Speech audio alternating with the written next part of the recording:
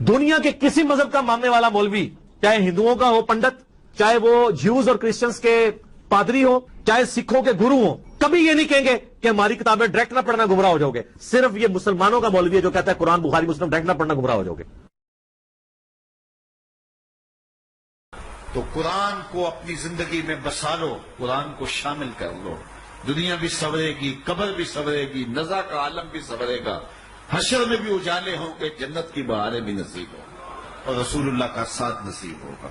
तो इस किताब से जुड़ो, इसको वरक वरक पढ़ो, इसको हरफ हरफ पढ़ो, इसको रुकू रुकू पढ़ो, इसका एक एक आयत मुमकिन हो तो एक एक आयत रोज पढ़ लो और इसको तर्जमे और तफसीर के साथ, तोज़ीह के साथ, शान नज़ूल के साथ इस किताबुल्लाह की तिलावत का मामूल बनाओ। अल्लाह करीम ने झूठों पर लानत फरमाई है कुरान मजीद फुरकान हमीद में। इसी तरह नबी अलैहिस्सलाम का फरमान बुखारी शरीफ में हदीस है, आप अलैहिस्सलाम फरमाते हैं कि मैंने ख्वाब में देखा कि जिब्राइल और मीकाइल मुझे अर्द मुक़द्दसा की तरफ ले गए हैं। वहाँ मैंने एक आदमी को देखा, उसके साथ एक दूसरा आदमी खड़ा था। उसकी बांछों को यानी मुंह को पकड़ के पीछे आंकड़े से पीछे गुद्दी तक उसको चीर देता। फिर थोड़ी देर के बाद वो उसका मुंह ठीक हो जाता।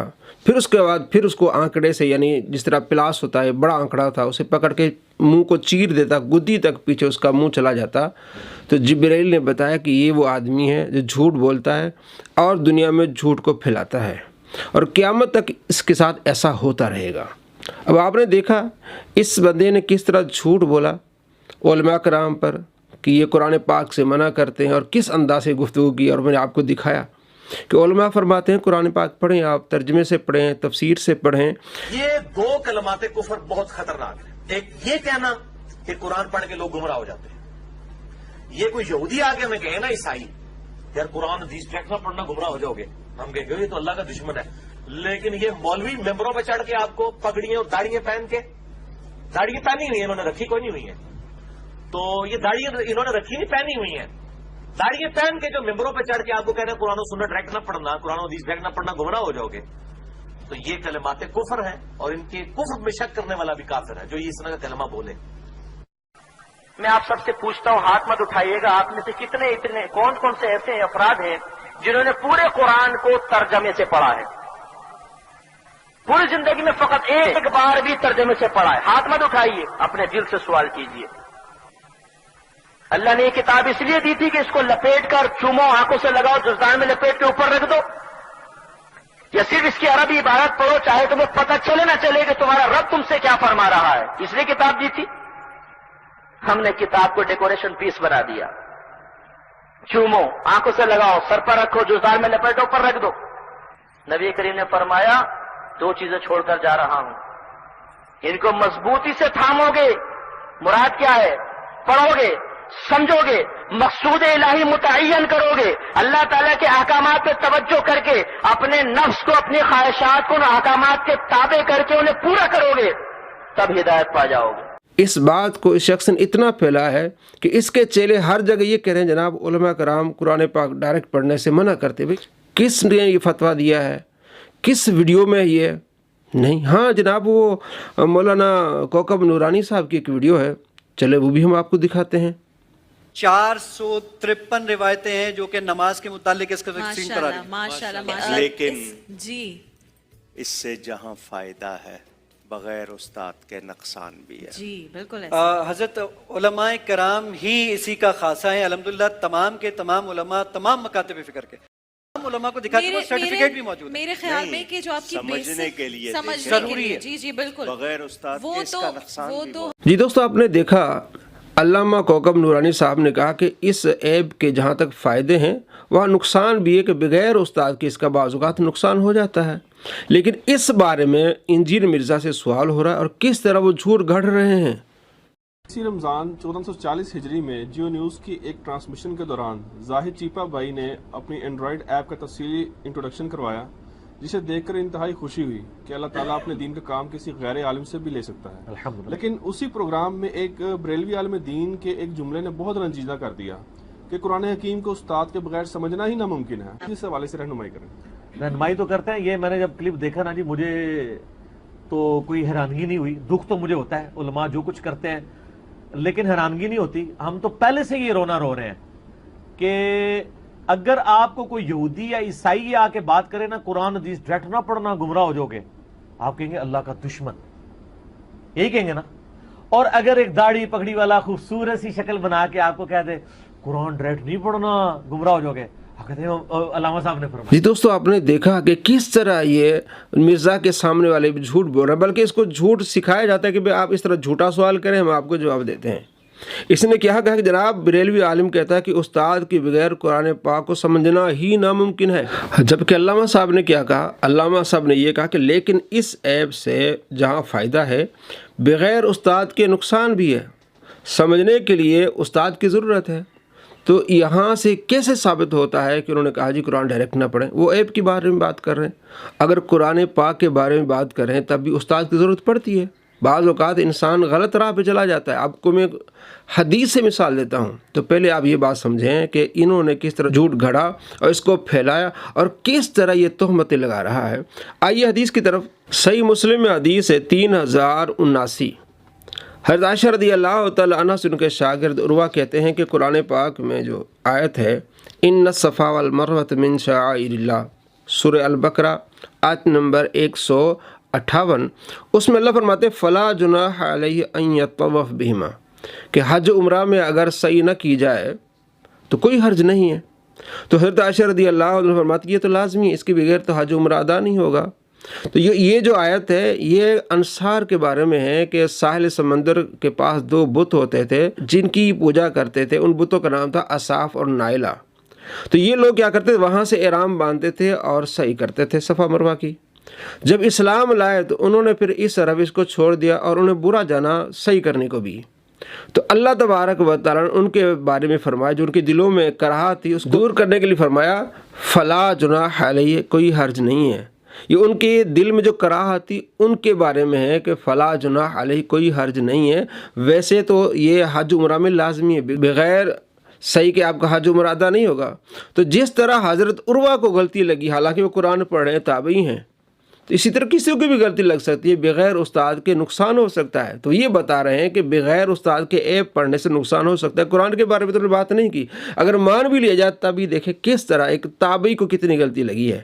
اگر عائشہ رضی اللہ تعالیٰ عنہ نے نہ بتاتی تو ساری زندگی وہ صحیح نہ کرتے رہتے، تو ان کا نہ حج ہوتا نہ عمرہ ہوتا. تو اس طرح یہ لوگ جھوٹ باندھتے ہیں اور اس جھوٹ کو آگے گرد کرتے ہیں، پھیلاتے ہیں. علماء کرام تو کہتے ہیں کہ آپ قرآن پاک پڑھیں، جیسے آپ نے دیکھا اور سنا بھی، آپ ترجمہ تفسیر پڑھیں. دعوت اسلامی نے جو باقاعدہ روزمرہ کے معمولات کا ذکر کیا ہے جسے مدنی انعامات کہتے ہیں، اسے مدنی انعام نمبر 6 ہے. وہ کہتے ہیں آپ روزانہ 3 آیتوں کا کم سے کم ترجمہ پڑھیں، تفسیر پڑھیں. تو یہ جھوٹ پھیلایا جاتا ہے. تو مجھے انگلینڈ سے ایک دوست نے پوسٹ بھیجی کہ دیکھیں یہ ایک جھوٹ پھیلایا جا رہا ہے، اس بارے میں آپ کیا کہتے ہیں، یا ویڈیو بنائیں. تو وہ جھوٹ کیا ہے آپ کے سامنے جناب کیا ہے. مولوی کیوں کہتا ہے، یعنی کہ قرآن پاک پڑھنے سے مولوی کیوں منع کرتا ہے، حالانکہ مولوی منع نہیں کرتا. اللہ کریم فرماتے فاسألوا اہل الذکر ان کنتم لا تعلمون، اگر تمہیں علم نہیں تو اہل علم سے پوچھو. مولوی یہ کہتا ہے کہ اگر تمہیں قرآن پاک میں جو سمجھنے میں کوئی دقت آ رہی تو اہل علم سے پوچھو. مولوی قرآن پڑھنے سے روکتا نہیں. مولوی کہتا ہے تم ایک عام آدمی ہے، وہ عالم نہ بنے کہ جو میں کہہ رہا ہوں وہی ٹھیک ہے، کیونکہ اللہ کے نبی صلی اللہ تعالیٰ علیہ وآلہ وسلم نے فرمایا، بخاری میں حدیث 100، آخری زمانے میں علماء اٹھا لیے جائیں گے تو جاہل لوگ فتوے دیں گے، خود بھی گمراہ ہوں گے، دوسروں کو گمراہ کریں گے. تو جاہلوں سے فتویٰ نہیں لینا، اہل علم سے پوچھنا ہے. تو اس نے پہلی مثال جو دی وہ یہ کہتا ہے جناب مولوی اس لیے منع کرتے ہیں کیونکہ قرآن پاک میں ہے کہ اللہ کے سوا کوئی عالم الغیب نہیں ہے. تو مولوی جو وہ اللہ کے نبی صلی اللہ تعالیٰ علیہ وآلہ وسلم کو عالم الغیب بناتا ہے، اس لیے مولوی کیا کرتا ہے، منع کرتا ہے. اس کا مقصد یہ، حالانکہ کوئی عالم بھی یہ نہیں کہتا کہ آپ صلی اللہ تعالیٰ علیہ وآلہ وسلم عالم الغیب ہیں. اور حوالہ کیا دیا ہے جناب سورہ نمل آیت نمبر 65 کا اور سورہ انعام آیت نمبر 59 کا حوالہ دیا ہے، حالانکہ دونوں ان صورتوں میں عالم الغیب کا لفظ نہیں ہے. اور جہاں عالم الغیب کا لفظ ہے اس آیت کا حوالہ نہیں دیا کیونکہ اس کے نیچے لکھا ہوا ہے کہ اللہ تبارک و تعالیٰ اپنے پسندیدہ رسولوں میں سے جسے چاہے علم غیب عطا فرماتا ہے.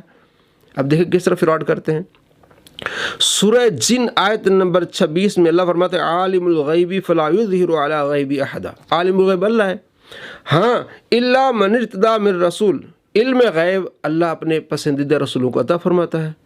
اسی طرح سورہ تکویر میں وما هو الغیب بدنین، اسی طرح سورہ آل عمران میں اللہ تبارک و تعالیٰ فرماتا ہے کہ انبیاء علیہ السلام کو میں علم غیب عطا فرماتا ہوں۔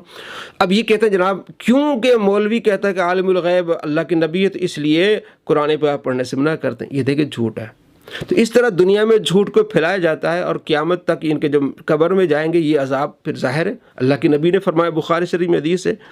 اچھا جی، دوسرا جناب یہ اس نے لکھا ہے کہ غیر اللہ کی نظر و نیاز حرام ہے، سورہ بقرہ آیت نمبر 173، تو اس لیے منع کرتے ہیں قرآن پاک میں، حالانکہ غیر اللہ کی نظر و نیاز منع ہے، یہ تو اللہ نے بھی فرمایا نظر و نیاز منع ہے، لیکن ایصال ثواب تو اللہ نے بھی قرآن پاک میں فرمایا سورہ حشر میں آیت نمبر 10 میں کہ مومنوں کی یہ صفات ہے کہ وہ اپنے لیے دعا کرتے ہیں، اپنے مسلمان بھائیوں کے لیے دعا کرتے ہیں، تو یہ ایصال ثواب ہوتا ہے۔ جہاں بھی کوئی اگر بکرا ہے، کوئی بھی چیز حضرت غوث پاک رضی اللہ تعالیٰ عنہ کے نام پر جو ذبح ہو رہا ہے تو وہ غیر اللہ کے نام پہ ذبح نہیں ہو رہا، وہ تو اللہ کے نام پہ ذبح ہو رہا ہے، اس کا ثواب غوث پاک رضی اللہ تعالیٰ عنہ کی طرف منسوب کیا جاتا ہے، یہ ہوتا ہے ایصال ثواب ہوتا ہے۔ آپ صلی اللہ تعالیٰ علیہ وآلہ وسلم کے صحابہ نے خود ایصال ثواب کیا، بخاری میں حدیث ہے ایک صحابی نے پورا باغ جو ہے وہ اپنی والدہ کے لیے ایصال ثواب کر دیا۔ تیسرا اعتراض یہ لکھا ہے کہ مولوی قرآن پڑھنے سے کیوں منع کرتا ہے، مطلب جھوٹ کہ قبر میں دفن شدہ لوگ مردہ ہیں، نفع و نقصان کے اختیار نہیں رکھتے، سورہ نمل آیت نمبر 20 اور 21، یعنی یہ پڑھتے ہیں قرآن پاک۔ جن آیات کو اللہ تبارک و تعالیٰ نے بتوں کے بارے میں نازل فرمایا وہ مسلمانوں پر فٹ کرتے ہیں، کیا جو قبر میں وہ فائدہ نہیں دے سکتے، کیا ان کا وسیلہ نہیں لیا جا سکتا؟ آپ صلی اللہ تعالیٰ علیہ وآلہ وسلم کا وسیلہ آج بھی لیا جا سکتا ہے، آپ کے وسیلے سے فائدہ ہوتا ہے، اور آپ صلی اللہ تعالیٰ علیہ وآلہ وسلم کی بارگاہ میں آج بھی ہمارے اعمال پیش ہوتے ہیں۔ مسلم شریف میں حدیث ہے 12:33، جب پیش ہوتے تو آپ علیہ السلام خوش ہوتے ہیں تو وہ دعا دیتے ہیں، تو کیا فائدہ نہیں؟ اور آپ صلی اللہ تعالیٰ علیہ وآلہ وسلم کی بارگاہ میں صحابی جا کے عرض کرتے یا رسول اللہ دعا کرے اپنی امت کے لیے، یہ مصنف ابن ابی شیبہ میں صحیح روایت ہے 31993۔ تو یہ پڑھتے ہیں قرآن پاک، اس لیے کہتے ہیں نا آپ قرآن پاک پڑھیں لیکن علماء کی رہنمائی لیں، تو آیات جو کفار کے متعلق ہیں، جو بتوں کے متعلق ہیں، آپ مسلمانوں پر فٹ کرتے ہیں، یہ خوارج والا عمل ہے۔ تو خوارج بھی اس طرح کرتے تھے، قرآن پاک پڑھ کے حضرت علی رضی اللہ تعالیٰ عنہ پر جو کفر کے فتوے لگاتے تھے۔ اور آگے لکھا ہے جناب فرقہ بنانا مشرکوں کا کام ہے، سورہ روم آیت نمبر 32 اور 31۔ تو ہم نے کب فرقہ بنایا؟ آپ علیہ السلام فرماتے 73 فرقے ہوں گے، ہم تو اہل سنت ہیں، جو صحابہ کے طریقے پر ہیں، آپ علیہ السلام کے طریقے پر ہیں، جو اہل سنت سے نکلے انہوں نے فرقے بنائے ہیں، کوئی خارجی ہو گیا، کوئی ناسبی ہو گیا، کوئی کہتا ہے کہ میں نہ وابی نہ بابی، یہ فرقے بنائے انہوں نے۔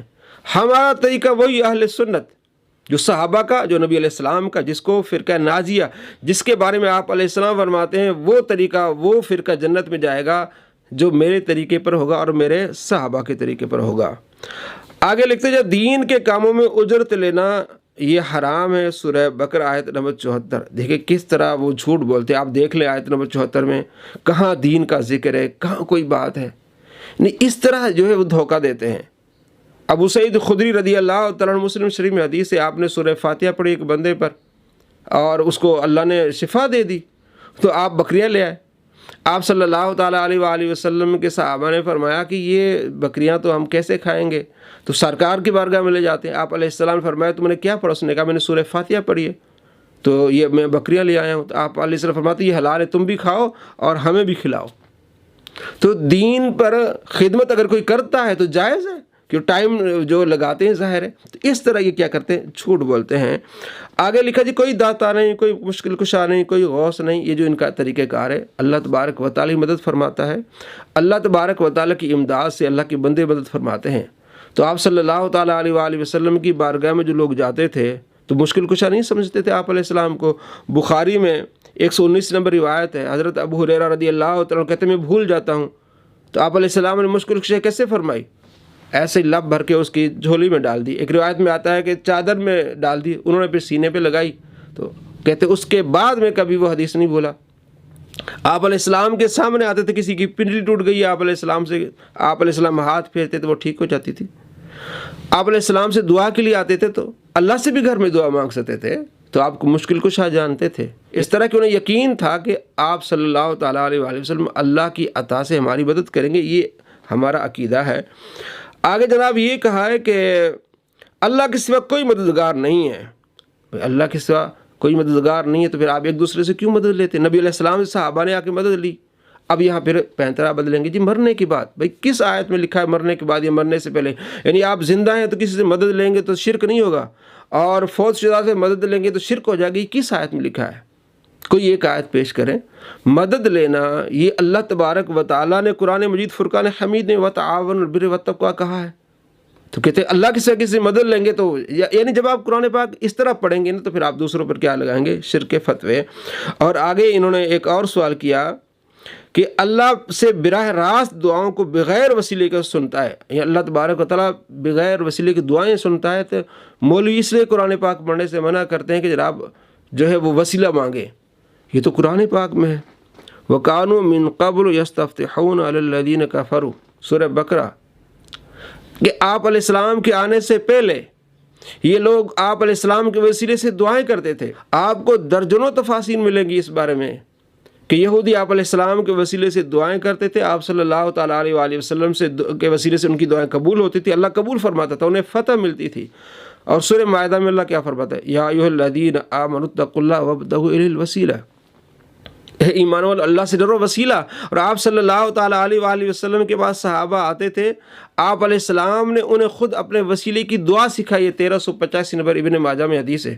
تو کیا آپ صلی اللہ تعالیٰ علیہ وآلہ وسلم کو یہ قرآن پاک کا علم نہیں؟ جن پر قرآن اترا ہے وہ اپنے وسیلے سے دعا سکھا رہا ہے. اور یہ کہتے ہیں قرآن میں یہ لکھا ہے جناب بغیر وسیلے کے دعا مانگے. ڈائریکٹ بھی آپ اللہ سے مانگ سکتے ہیں، وسیلے کا بھی جواز ہے.